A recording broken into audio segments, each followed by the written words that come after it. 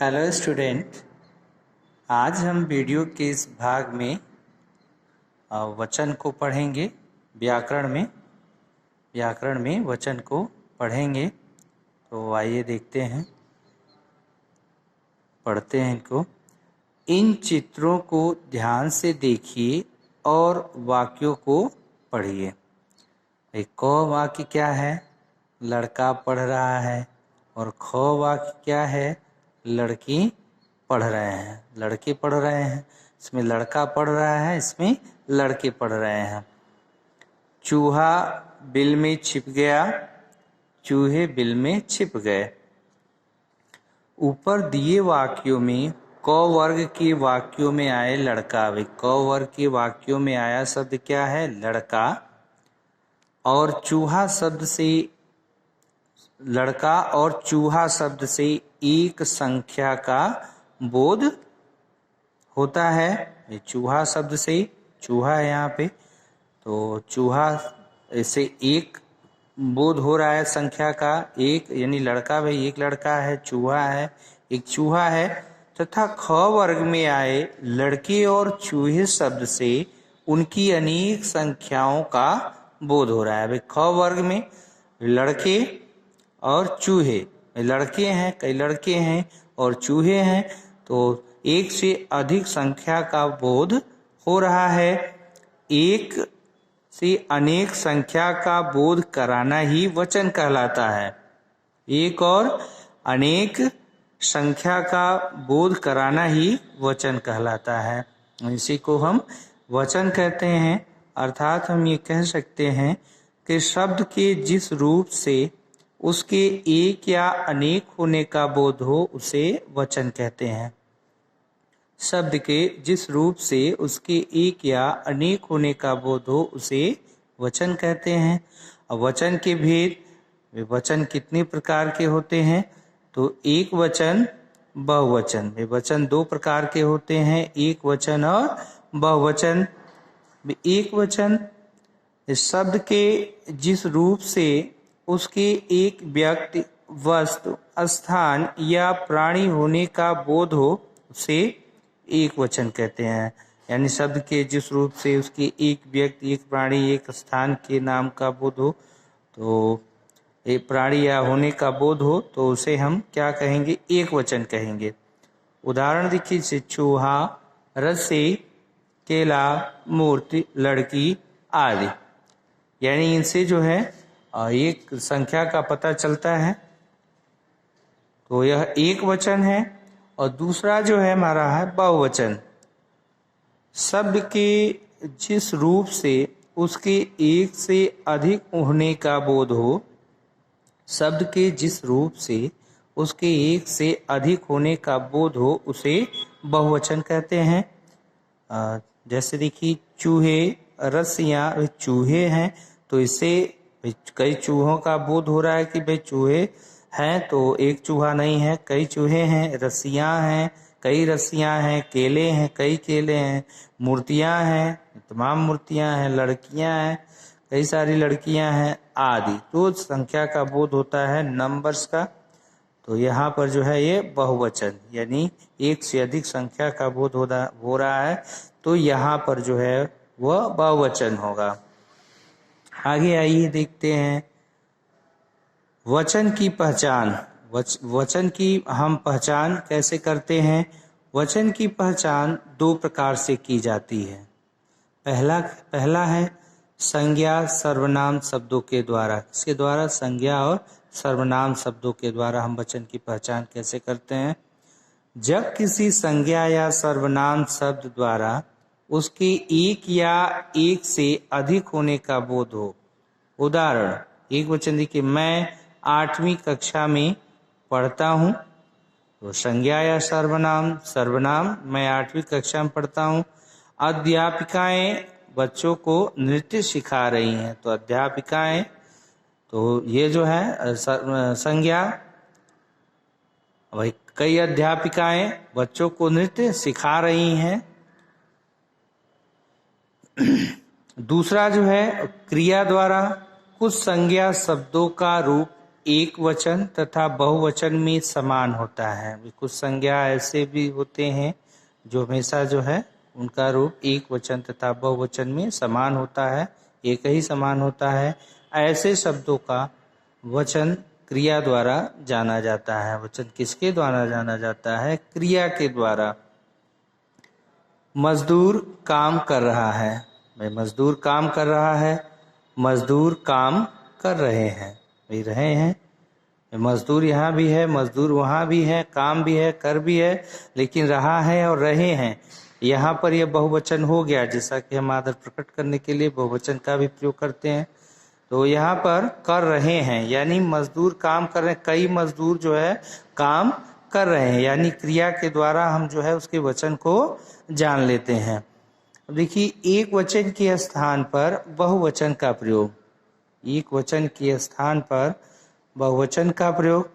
सामान्यतः हिंदी में एक वस्तु, व्यक्ति, स्थान के लिए एक वचन तथा एक से अधिक के लिए बहुवचन का प्रयोग किया जाता है, परंतु कभी कभी एक वचन के स्थान पर बहुवचन का प्रयोग भी किया जाता है। आदर तथा सम्मान के अर्थ में एक वचन के स्थान पर बहुवचन का प्रयोग किया जाता है, जैसा कि अभी अभी हमने ऊपर बताया है कि आदर या सम्मान प्रकट करने के लिए भी बहुवचन का प्रयोग करते हैं। देखिए उदाहरण, पिताजी सो रहे हैं, यहाँ आदर प्रकट करने के लिए वे पिताजी सो रहे हैं। मंत्री जी आए हैं, आदर प्रकट करने के लिए बहुवचन का प्रयोग किए हैं। प्रेमचंद एक महान लेखक थे। ऊपर लिखे सभी वाक्यों में पिताजी, मंत्री जी और प्रेमचंद एक वचन है, एक वचन है, परंतु इनके लिए आदर सूचक हैं तथा थे बहुवचन की क्रियाओं का प्रयोग किया गया है। बहुवचन की क्रियाओं का प्रयोग किया गया है क्यों? क्योंकि आदर प्रकट करने के लिए। कभी कभी बड़प्पन दर्शाने के लिए मैं के स्थान पर हम का प्रयोग किया जाता है। से उदाहरण, नेताजी बोले, अभी हम एक सभा को संबोधित करने जा रहे हैं। तो आगे देखते हैं इसमें, फिर आगे हम अपने बराबरी वालों अथवा अपने से बड़ों के प्रति सम्मान प्रकट करने के लिए भी एक वचन के स्थान पर बहुवचन का प्रयोग किया जाता है। जैसे उदाहरण, रचना ने अपनी सहेली से पूछा, क्या तुम भी सिनेमा देखने चलोगी? वचन संबंधी कुछ ध्यान देने योग्य बातें हैं। क्या ध्यान देने योग्य बातें हैं वचन संबंधी? जो संज्ञा शब्द समूह या समुदाय को दर्शाते हैं उनके लिए एक वचन का ही प्रयोग किया जाता है। समूहवाचक संज्ञाओं के लिए भी एक वचन का प्रयोग किया जाता है। उदाहरण, आंदोलनकारियों की भीड़ वहां एकत्रित थी। हमारी कक्षा भी समूह गान प्रस्तुत कर रही है। कह रहा कि जो संज्ञा सब समूह या समुदाय को दर्शाते हैं, समूह या समुदाय को, भीड़ और कक्षा, उनके लिए एक वचन का ही प्रयोग किया जाता है। समूहवाचक संज्ञाओं के लिए भी एक वचन का प्रयोग किया जाता है। उदाहरण, आंदोलनकारियों की भीड़ वहां एकत्रित थी। हमारी कक्षा भी समूह गान प्रस्तुत कर रही है। द्रव्य पदार्थों तथा धातुओं का बोध कराने वाली जातिवाचक संज्ञाओं के लिए सदा एक वचन का प्रयोग किया जाता है। कह रहा, द्रव्य पदार्थों तथा धातुओं का बोध कराने वाली जातिवाचक संज्ञाओं के लिए सदा एक वचन का प्रयोग किया जाता है। इनके लिए सदा एक वचन का प्रयोग होता है। किसके लिए? द्रव्य पदार्थों तथा धातुओं का बोध कराने वाले शब्दों के लिए। खाड़ी देशों में बहुत तेल मिलता है। आजकल सोना बहुत महंगा हो गया है। माँ ने बाजार से शुद्ध घी मंगवाया। कुछ शब्द जैसे आसमान, वर्षा, सत्य, अहिंसा, परोपकार के लिए सदा एक वचन का प्रयोग किया जाता है। इन शब्दों के लिए सदा एक वचन का प्रयोग किया जाता है। आसमान खुल गया है, रिमझिम रिमझिम वर्षा हो रही है। प्राण, होश, आंसू, हस्ताक्षर, लोग, दाम, दर्शन शब्दों के लिए सदा बहुवचन का प्रयोग किया जाता है। उदाहरण, नींद में ही रोगी के प्राण निकल गए, बहुवचन का प्राण निकल गए हमेशा बहुवचन के रूप में प्रयोग किया जाता है। लोग यहाँ क्यों खड़े हैं, लोग क्यों खड़े हैं। इस पत्र पर मैंने अपने हस्ताक्षर कर दिए, सब्जियों के दाम बढ़ते जा रहे हैं। वचन परिवर्तन संबंधी कुछ नियम हैं। वचन परिवर्तन संबंधी कुछ नियम है, यानी नियम दिए हुए कि कैसे हम वचन परिवर्तन करते हैं। एक वचन, बहुवचन, आकारांत स्त्रीलिंग शब्दों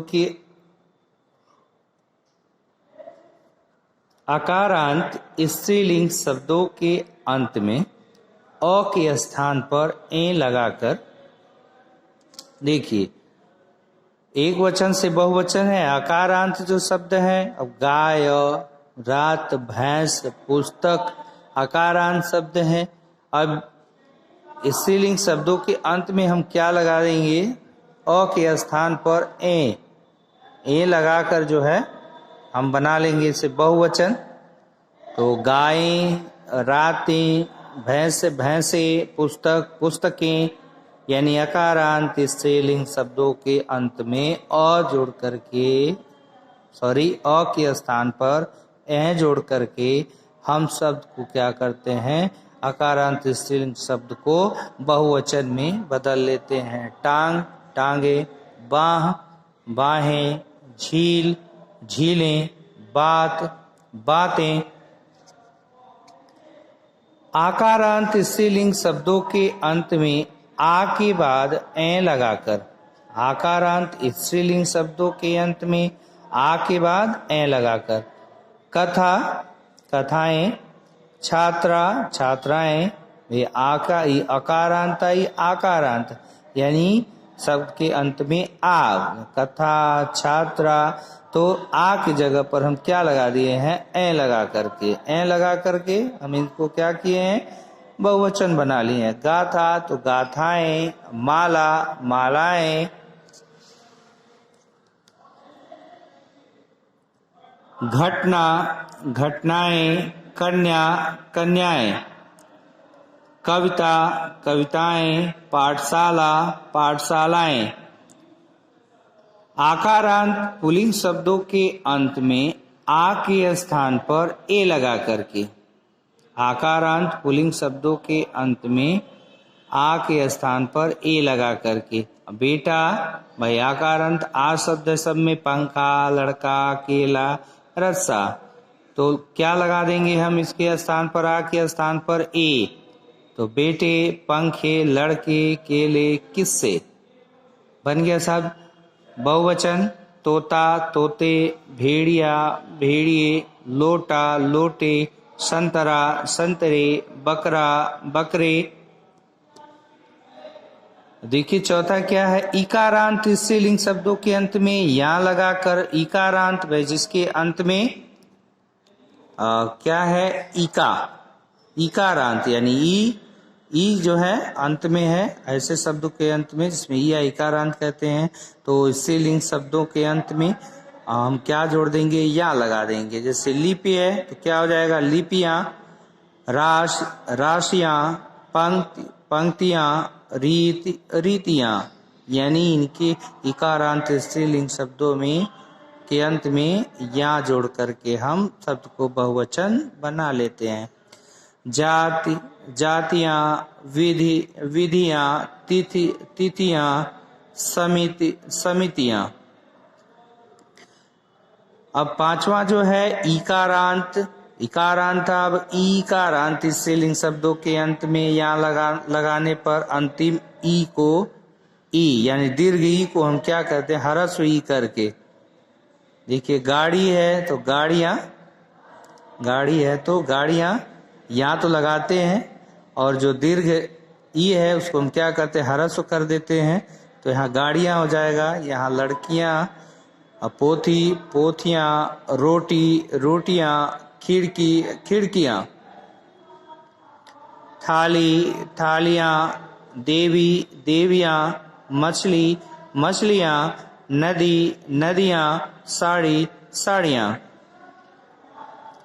अब देखिए उकारांत या ऊकारांत स्त्रीलिंग शब्दों के अंत में ए लगाने पर अंतिम ऊ को यानी दीर्घ ऊ को ह्रस्व ऊ करके बहु बहुएं, यानी ये दीर्घ है, यहाँ पर ह्रस्व हो गया और ए हो गया, तो यहाँ पर बहुवचन हो गया। बहु से बहुएं और ऋतु से ऋतुएं, धेनु धेनुएं, वस्तु वस्तुएं। सातवां देखिए, कुछ आकारांत स्त्रीलिंग शब्दों में अनुनासिक लगाने से भी बहुवचन बन जाए। गुड़िया है तो गुड़िया, कुटिया है कुटिया, चिड़िया तो चिड़िया, खटिया खटिया, झोपड़ी झोपड़ियाँ, पुड़िया तो पुड़िया। अब कुछ शब्दों का एक वचन तथा बहुवचन में रूप नहीं बदलता। अब देखिए कुछ शब्दों का एक वचन तथा बहुवचन में रूप नहीं बदलता। क्या है वे शब्द? कलम, ये कलम ही होगा। नाना नाना, गुरु गुरु गुरु ही है। चाचा चाचा, दादा दादा, कवि का कवि ही। यानी ये शब्द ऐसे हैं, इन शब्दों का एक वचन तथा बहुवचन में रूप जो है वह नहीं बदलता।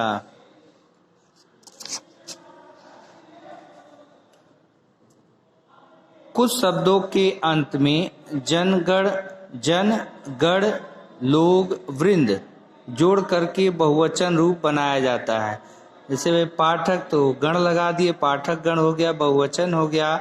और प्रजा तो जन लगा दिए, प्रजाजन हो गया। छात्र छात्र वृंद, मजदूर मजदूर लोग, यानी ये बहुवचन हो गया। 10वां है परसर्ग सहित संज्ञाओं में अ तथा आ के स्थान पर ओ जोड़ करके। भाई नौकर तो नौकरों ने, माला मालाओं ने, यानी ये परसर्ग सहित संज्ञाओं में अ तथा आ के स्थान पर ओ जोड़ करके। तो नौकर तो नौकरों ने, माला मालाओं ने, ओ लता लताओं पर, और गरीब गरीबों ने जोड़ करके बना लिया गया है इसको। फिर संबोधन के लिए बहुवचन में शब्द के अंत में यो या ओ लगा करके। हे भाई हे भाइयों, हे सज्जन हे सज्जनों, बहुवचन बन गया है। हे मुनि हे मुनियों, हे छात्र हे छात्रों। तो ऐसे करके हम जो एक वचन से बहुवचन बना लेते हैं। ये बहुवचन बनाने के नियम थे। एक वचन से बहुवचन, कैसे हम शब्दों को एक वचन से बहुवचन बना लेते हैं, तो इस नियम को सीखा हमने। देखिए आपके चैप्टर में अब तक हमने क्या सीखा। तो अब तक क्या सीखा आपने? शब्द के जिस रूप से उसके एक या अनेक होने का बोध हो उसे हम वचन कहते हैं, ये सीखा हमने। वचन दो प्रकार के होते हैं, एक वचन तथा बहुवचन। एक वचन तथा बहुवचन। वचन की पहचान दो प्रकार से की जाती है, संज्ञा या सर्वनाम शब्दों द्वारा, फिर क्रिया द्वारा।